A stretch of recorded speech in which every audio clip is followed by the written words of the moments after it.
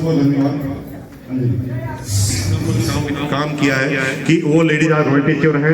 आपकी जोरदार तालियों के बीच में Mrs Vinita Saxena, please come on the stage. Vinita Yadav please come on the stage. अगर इसकी फैमिली के मेंबर भी है तो आइए इसके साथ।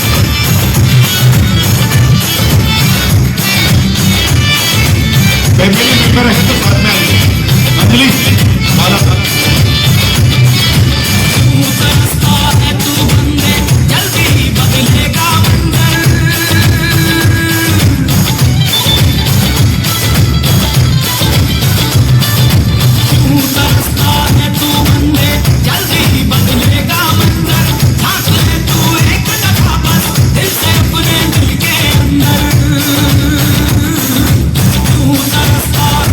तालियां बजनी चाहिए, तालियां।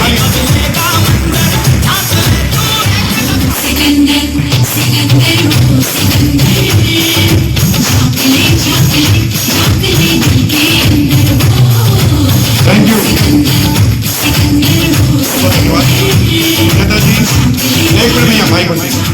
विनीता जी। आज कितने समय से आपने इस बिजनेस को ज्वाइन किया?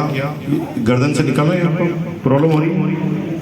माला पहनने की आदत नहीं है, अभी आदत डाल लो, बहुत पहननी पड़ेगी, हर पिन पर पहननी पड़ेगी। तो विनीता जी, ये बिजनेस को आपने कब चालू किया और ऐसा क्या घटना घटी कि आपने इस बिजनेस को तेज गति से चालू किया और आपको ये रॉयल्टी पर पहुंचने में क्या क्या समस्याओं का सामना करना पड़ा और आज आपको कैसा लग रहा है? फैमिली मेंबर ने साथ दिया कि नहीं दिया तो अब दिया, कब दिया? ये सारी बात आपको बतानी है। ये बात इसलिए बतानी कि यहाँ पर कई हमारी बहनों और भाइयों का पॉइंट मिल सकता है, पिन पॉइंट मिल सकता है समझने का, जिससे उसकी जिंदगी बदल जाए, है ना। तो माइक्रोफोन देते हैं, टाइम आपके पास 2 मिनट ही है, 2 मिनट के अंदर जो बोलना बोलिए। जय आरसीएम। मेरा नाम विनीता यादव, पट्टी प्रतापगढ़ से आई हूँ। यहाँ का प्रोग्राम में भगवान ऐसे पति सभी को दे कि पत्नियों को रॉयल्टी पे पहुंचाए। एक बार फोटोग्राफ ले लीजिए इनका।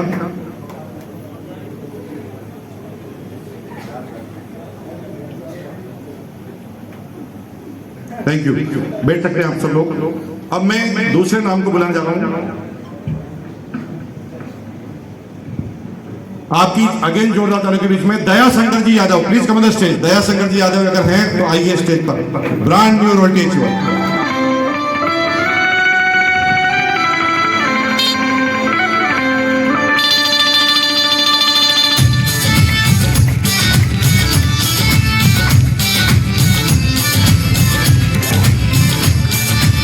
दया शंकर जी, दोनों पति पत्नी एक साथ रॉयल्टी पर कैसा महसूस हो रहा है और क्या आप शुभकामना देना चाहते हैं, क्या मैसेज देना चाहते हैं? परिचय के तौर पर रिंकू यादव, पट्टी प्रतापगढ़ से। आईडी दया शंकर यादव के नाम चल रही है। हम फेमस हैं रिंकू यादव के नाम से, इसलिए थोड़ा कंफ्यूजिंग होता है। देखिए, मैसेज की बात करने के लिए तो मैसेज ये हम देना चाहते हैं कि जिंदगी में मैंने रॉयल्टी को समझा कि न रहने के बाद भी पैसा आता है।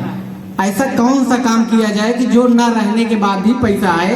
तो रॉयल्टी 3 जगह मिलती है। एक लेखक जो मैं बन नहीं सकता, एक वैज्ञानिक जो मैं बन नहीं सकता, एक गीतकार जो मैं बन नहीं सकता। लास्ट ऑप्शन बचा आरसीएम बिजनेस। तो मैंने इसको ज्वाइन किया, ज्वाइन करके लगातार काम करना चालू किया और इसका नतीजा है कि आज मैं इस स्टार गोल्ड की टीम पे हूँ। जय RCM. Thank you. Babunath ji Mishra, please come on the stage. Babunath Mishra ji आए, प्लीज। मुंबई से आए हैं हमारे बीच में, लेकिन आपके एरिया के रहने वाले हैं।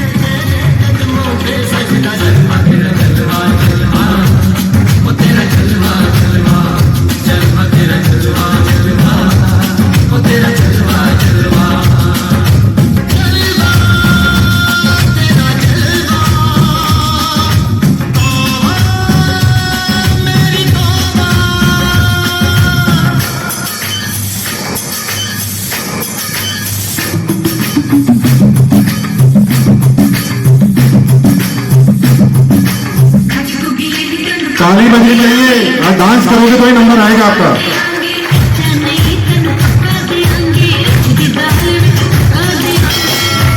Thank you. बाबूनाथ जी मिश्रा जी से हम जानना चाहेंगे कि मुंबई में रहते हुए इतनी व्यस्त जिंदगी में, जहाँ पर मुंबई में लोगों को मरने का फुर्सत नहीं है, किसी से एड्रेस पूछो तो भी वो रुक कर नहीं बताता, चलते चलते बताता दाएं मार बाएं मार बाजू मार, हाँ बाजू मार, ऐसा करते रहते हैं। और ना वो 5-7 किलोमीटर तक तो बोलते हैं बाजू मार। साहब, मैं पेशे से एक बिजनेसमैन हूँ और डिजिटल प्रिंटिंग मेरा यूनिट है, अच्छे स्टाफ हैं और मैं पेन इंडिया लेकर के व्यापारी हूँ। और ये व्यापार करते करते अचानक हमारे एक दोस्त ने RCM बिजनेस देने का प्रयास किया। शुरुआती दौर पर मैं भी ये बिजनेस बहुत भागा था, लगभग 6 से 7 महीना भागा था। फिलहाल हमारा दोस्त ने मुझे एक दिन में बिजनेस में ज्वाइन करा दिया और जिस दिन मैंने बिजनेस में ज्वाइन हुआ था और जैसा भी मैं ये प्रोडक्ट लेके गया था, उसी दिन से हमारे ही घर में शुरुआती तौर पे बगावत हो गया और इतना बगावत हुआ, वो बगावत इतने परिवार में फैलते चला गया जो कबूल नहीं कर रहे थे। फिर भी मुझे उसमें ये दिखाई दिया कि बगावत हो क्यों रहा। मैंने इतना बड़ा व्यापार कर रहा हूँ, अच्छा खासा पैसा कमा रहा हूँ, हम मैं अपने मन से प्रोडक्ट खरीद के खा रहा हूँ, अरे बगावत क्यों हो रहा है।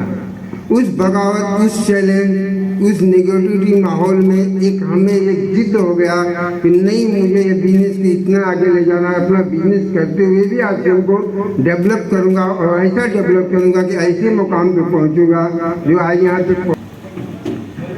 बाबूनाथ जी के लिए जोरदार तालियां बजाएं, जोरदार।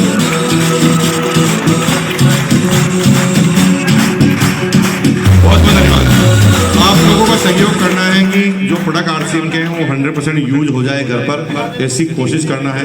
और बाबूनाथ जी जैसा कहे ना, शुरुआत में बहुत सारी बातें समझ में नहीं आती हैं, लेकिन बाद में वही करियर बना देती है। तो बाबूनाथ जी का आप हेल्प कीजिए, सहयोग कीजिए, निश्चित रूप से एक दिन आपका नाम और आपके परिवार का नाम होगा।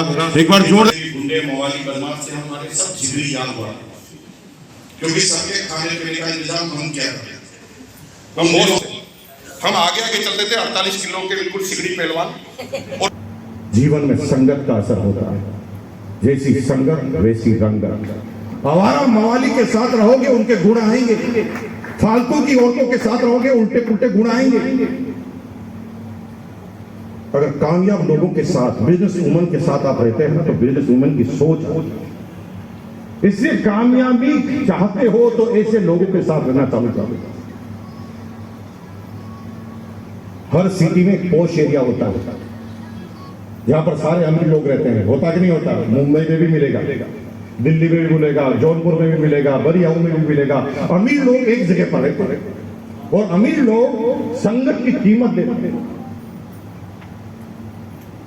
उनको पता है कि लोढ़ा धर्मशाला मुंबई में दादर के अंदर 150 रुपए में रूम मिलता है, लेकिन वो 5 स्टार होटल ताज बुक कराते हैं जहां पर 40,000 का रूम। 150 रुपए वाला भी सुबह कर लेता है, 40,000 वाला भी सुबह कर लेता है, दोनों का ऑक्सीजन लेवल सेम होता है। तो क्या वो बिजनेसमैन आदमी पागल है? इतना सा ज्ञान नहीं है कि रात ही निकालनी है 150 में निकाल ले? नहीं मेरे भाई, 150 की जगह सोते हो तो 150 वाले ही सपने आते हैं, 150 की चीजें दिखती है तो 150 वाली ही सोच पनपती। कामयाबी का दिमाग से लेना देना नहीं है। दिमाग तो गरीब के घर में भी पैदा हो सकता है, झोपड़पट्टी में भी पैदा हो सकता है, लेकिन वो कामयाब क्यों नहीं होता? क्योंकि उसका माहौल गड़बड़ होता है। एक ज्यादा होशियार बच्चा नहीं होता, लेकिन अगर वो कॉन्वेंट स्कूल में पढ़ता है, मसूरी की स्कूल में पढ़ता है, तो वहां पर सारे बच्चे दुनिया को बदलने की बातें कर रहे होते हैं। हम चंद्रमा पर जाएंगे, हम सॉफ्टवेयर बना देंगे, हम दुनिया को बदल देंगे। और झोपड़पट्टी में दिमाग वाले बच्चे के आसपास के बच्चे क्या बोल रहे होंगे? बड़े होकर हम केले का होलसेल कारोबार करेंगे। वो केले पर लटके हुए, जैसी सोच होती है वैसा दिमाग लगता है। इस बिजनेस में मुकेश कोठारी कामयाब हुआ ना, तो उसका एक ही कारण था, BC छावड़ा जी की गाड़ी के चिपक गया था, उतरा नहीं था 1 महीने तक। मैं बीच में मांग पड़ता था, BC छावड़ा जी साइड में करते थे, हमने साइड में कर दी दिमाग लगाए बगैर। मैंने कहा मुझे कामयाबी की कॉपी करनी है, ये जो खाएंगे वो खाऊंगा, ये बोले नहीं रहोगे तो भटक जाओगे। कोई भी आदमी अपने टारगेट के लिए आपको टारगेट बना लेगा। अभी हम अवधेश जी के साथ आ रहे थे वाराणसी से, तो रास्ते में रोड का काम चल रहा है, जेसीबी गड्ढा खोद रही थी। 100 आदमी केवल जेसीबी को गड्ढा खोदते हुए देख रहे थे। 100 और इतनी गहनता से देख रहे थे जैसे कोई रिसर्च चल रहा है। जेसीबी मशीन अंदर जाती वो पूरी गर्दन को अंदर ले जाती, जेसीबी मशीन बाहर आती वो पूरी गर्दन को बाहर। और ऐसे करने वालों की संख्या 100 थी। पता वो ऐसा क्यों कर रहे थे? क्योंकि घर से कोई काम लेके निकले ही नहीं थे, उनके पास कोई टारगेट नहीं था आज का, तो जेसीबी मशीन ने टारगेट बना। मैं तो नहीं रुका क्योंकि मेरा टारगेट मीटिंग था। अवधेश जी नहीं रुके क्योंकि अवधेश जी का टारगेट मुझे पहुंचाना था। वहां पर कई लोग निकल रहे थे, हॉस्पिटल जा रहे थे वो देख भी नहीं रहे थे, जो ऑफिस जा रहे थे वो देख भी नहीं रहे थे, जो दुकान पर जा रहे थे वो देख भी नहीं रहे थे। देख वो रहे थे जिनका कोई टारगेट नहीं था, पूरी गर्दन डाल डाल कर देख रहे थे। नीचे देख, आपके अंदर नॉलेज भी बहुत है, आप ज्ञानी भी बहुत हैं, एजुकेशन भी बहुत है, फिर भी आप बिजनेस में सक्सेस हो जाए इसकी गारंटी नहीं है। क्योंकि बिजनेस इन चीजों से नहीं चलता। इन चीजों से हिसाब किताब चल सकता है, इन चीजों से कोई कैलकुलेशन की जा सकती है, लेकिन बिजनेस करने के लिए अलग चीजों की जरूरत है। जब निर्णय गलत तरीके से होते हैं तो बिजनेस कितना भी अच्छा कर लो नहीं होगा। कभी आपने सुना है कि मर्सिडीज का शोरूम सब्जी मंडी में लग गया? क्योंकि मर्सिडीज के शोरूम वालों को पता है कि मेरे ग्राहक कौन से हैं। मेरे ग्राहक सब्जी मंडी में आते नहीं, मेरी गाड़ी खरीदने वाले के नौकर सब्जी मंडी में आते हैं।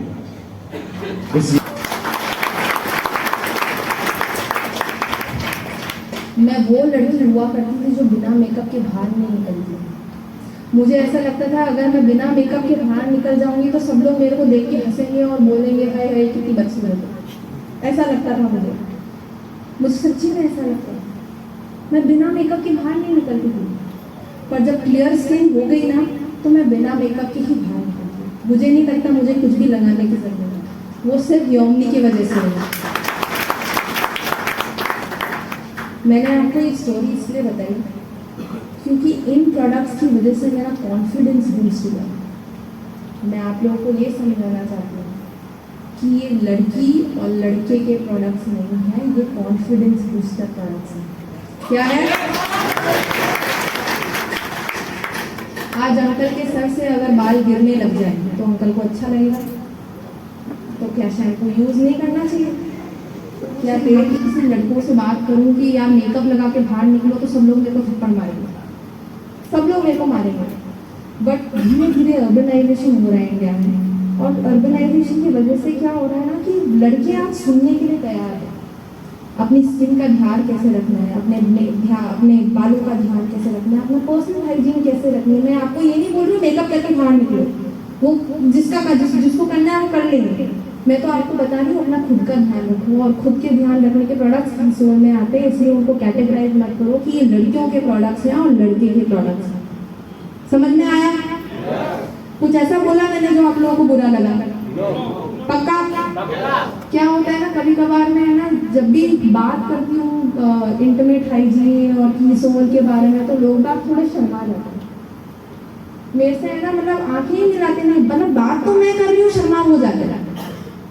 ऐसा होता है मेरे साथ। तो इसलिए मैंने कुछ भी ऐसा नहीं बोला जो आपके सर से ऊपर निकला या फिर आप लोगों को बुरा लगा। समझ में आई मेरी बात? तो बता दो एक बार तालियों से। बट मुझे 1% आइडिया नहीं था आरसीएम में करते क्या है। मैंने नौकरी छोड़ दी, फिर मैं पापा से पूछ लिया अच्छा पापा करना क्या है। मुझे बिल्कुल भी आइडिया नहीं था, मैं इतनी कंफ्यूज। नौकरी छोड़ दी, आरसीएम में अनाउंसमेंट भी हो गया, अंजलि कोठारी ने आरसीएम में ज्वाइन कर दिया, बट मेरे को पता ही नहीं है, 0% आइडिया नहीं था मेरे को कि कैसे चालू करना है, क्या करना है, कैसे बातें करनी है। इतनी कंफ्यूज थी। और ये शुरुआत के 2 महीने बहुत चला। मैं आपको बता रही हूँ इस साल की बात है, मई और जून की बात बता रही हूँ। मैं इतनी कंफ्यूज थी, मैं रोज पापा से जाकर पूछती पापा को करना क्या, किसके ऊपर बात करूँ। तभी क्या हुआ था, जिम कॉर्बेट में मीटिंग हुई थी कीसोल की। प्रियंका मैम थी वहाँ पे, अपने सारे बोर्ड लीडर्स थे वहाँ पे, और वो लोग बात कर रहे थे कीसोल के डेवलपमेंट के ऊपर कि कैसे कीसोल में आगे काम होना चाहिए और कितना बड़ा मार्केट है जिसमें हम लोगों को रियलाइज नहीं हो रहा, हम लोग कभी उसके ऊपर फोकस नहीं कर रहे। और थोड़ा सा मेरे को भी रियलाइजेशन था कीसोल को बात कर रही थी मैं एआई की। मुझे ये बात तब समझ में आई जब मैं मेरी कंपनी में काम कर रही थी। मतलब मैं जिस कंपनी में काम कर रही थी ना, उसका नाम था रेनड्रॉप मीडिया, आप लोगों को बताया। और कभी कभार मेरे को जर्नलिस्ट से बात करनी पड़ती थी, जर्नलिस्ट को आर्टिकल बना के देना पड़ता था। उसको बोलते हैं पेड पोस्ट, कि मतलब मैं पे करके आपको बोल रही हूँ कि जो लिखना है आप, मैं बोलूँगी वही लिखना। तो उसके लिए कभी कभार न्यूज़ आर्टिकल्स मेरे को खुद को लिखने पड़ते थे। अब मुझे नहीं पता आप में से कितने लोगों को पता है, बट न्यूज़ आर्टिकल लिखने में 1 से 2 दिन तो लग ही जाता है, अगर कोई नॉन जर्नलिस्ट लिख रहा है तो। जो 1 से 2 दिन में क्यों लगता था टाइम, क्योंकि मेरे को उसके बारे में रिसर्च करनी पड़ती थी, मेरे को उसके बारे में लैपटॉप खोल के लिखना पड़ता था, अप्रूवल्स लेने पड़ते थे, बहुत सारा टाइम कंज्यूम हो जाता था। मैक्सिमम 2 दिन तो लगेंगे ही अगर आपको एक न्यूज़ आर्टिकल एक जर्नलिस्ट को देना है, एक मीडिया वायर को देना है, 2 दिन तो लगेंगे ही, मैक्स टाइम था। बट आप में से कितने लोगों ने चैट जीपीटी के बारे में सुना है? मैं आपको फिर से समझाती हूँ। चैट जीपीटी एक ऐसा इंजन है जहाँ पे, जैसे आप लोगों को, सब लोगों को गूगल के बारे में पता है, गूगल पे आप लिखते हैं ना कि इसका क्या तरीका है, इसका क्या सोल्यूशन है, ऐसे लिखते हैं ना। चैट जीपीटी आपको लिंक्स नहीं देता है किसी चीज़ के, चैट जीपीटी आपको सीधा आंसर देता है। जैसे मैंने जब मेरे पापा को इंट्रोड्यूस कराया था चैट जीपीटी से, उन्होंने चैट जीपीटी को लिखा कि चैट जीपीटी, मैं अपनी डॉटर से बहुत ज़्यादा नाराज़ हूँ, एक पत्र लिखो। तो उसने पूरा पत्र लिख के दे दिया। चैट जीपीटी ऐसा सिस्टम है। तो मैं क्या करती थी, कई बार अपने न्यूज़ आर्टिकल्स जो होते थे ना, चैट जीपीटी के थ्रू लिखती थी। जो काम मेरा 2 दिन में होता था, वो काम आज 5 मिनट में हो जाता था।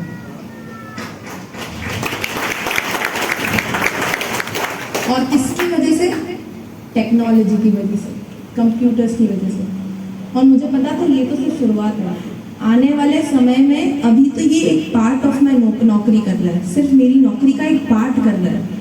आने वाले समय में मेरी जॉब भी मेरे हाथ से ले लेगा और मुझे पता भी नहीं चलेगा कब हाथ से चली गई। ये मुझे बहुत जल्दी रियलाइज हो गया।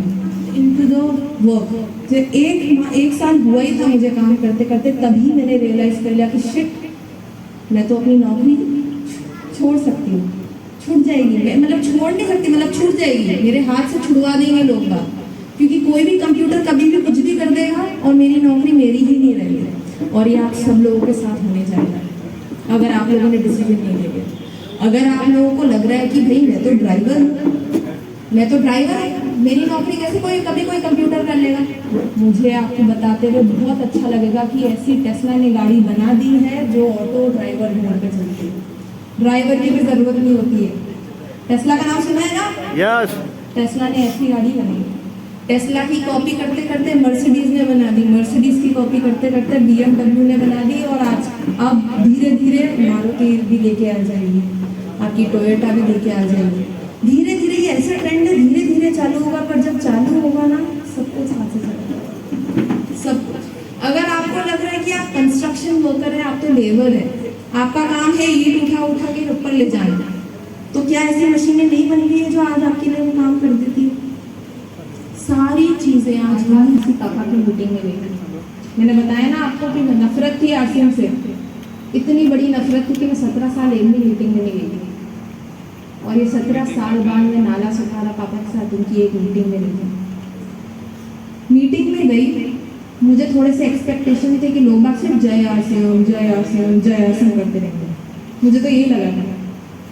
बट वहाँ पे मेरी एक लीडर से मुलाकात हुई जिनका नाम है मिस सपना बाकला।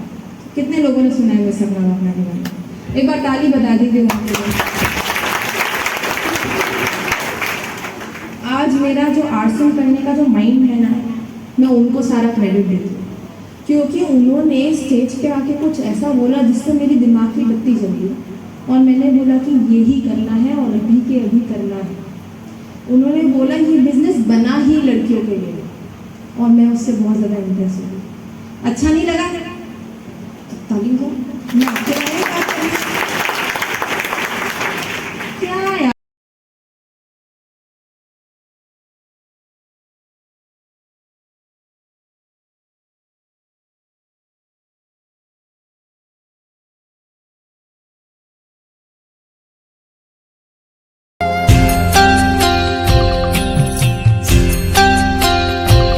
इतनी शक्ति हमें देना दाता, मन का विश्वास कमजोर होना।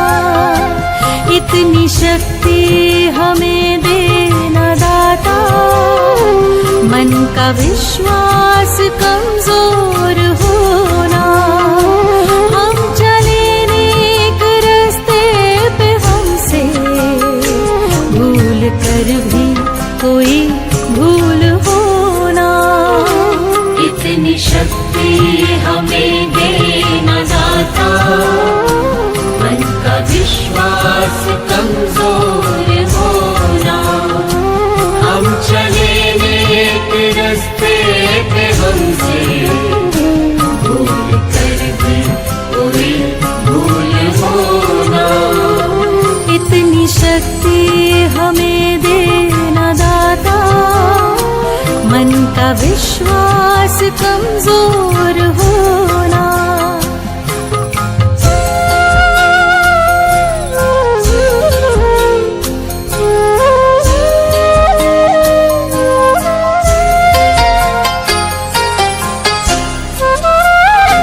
हर तरफ जुल्म है, बेबसी है, सहमा सहमा सा हर आदमी है। पाप का बोझ बढ़ता ही जाए, जाने कैसे ये धरती थमी है। बोझ ममता का तू ये उठा ले, तेरी रचना का ये अंत होना। हम चले नेक रास्ते पे, हमसे भूल कर भी कोई भूल होना। इतनी शक्ति हमें देना दाता, मन का विश्वास कमजोर होना। हम चले नेक रास्ते पे, हमसे भूल कर भी कोई भूल होना। इतनी शक्ति हमें देना दाता, मन का विश्वास कमजोर होना।